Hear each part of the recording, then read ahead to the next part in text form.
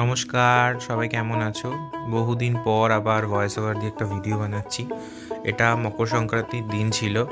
দেখতেই পাচ্ছ কাজের কতটা তৎপরতা। মা আর দিদি মিলে বসে গেছে, আমিও কিন্তু হেল্প করেছি অনেক।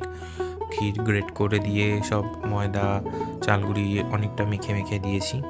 যে মা পিঠেগুলো মুড়ছে, মা বানাচ্ছিল তরকারির পিঠে বা যেটাকে ঝাল পিঠে বলে, আর দিদি নারকোলের পিঠে। দিদিও পেরে গেছে, কিন্তু মায়ের সাথে থেকে থেকে ও শিখে গেছে অনেকটা। এই যে খুব সুন্দর করে বানাচ্ছিল। আর এর সাথে হয়েছিল পাটি সাপটা, যেটার ক্লিপ আমি নিতে পারিনি, কিন্তু যে ফার্স্টে যেটা গুলছিলাম ওটা পাটি সাপটার ব্যাটারটাই ছিল। এই যে পিঠে কিন্তু প্রস্তুত যাবার জন্য গ্যাসে।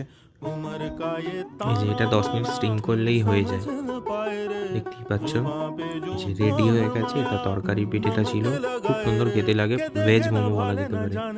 আর এই যে এটা হলো নারকলের পিঠে, মাকে ভোগ দেওয়া হয়েছিল। আর এটা রাধাকৃষ্ণকে ভোগ দেওয়া হয়েছিল। আজকে এখান অবধিই থাকলো, আবার দেখা হবে একটা অন্য কোনো নতুন ভিডিও নিয়ে। ততক্ষণ পর্যন্ত পাশে থেকো, আর একটু সাবস্ক্রাইব করে দাও, আর কমেন্ট করে দিও কেমন লাগলো। টাটা।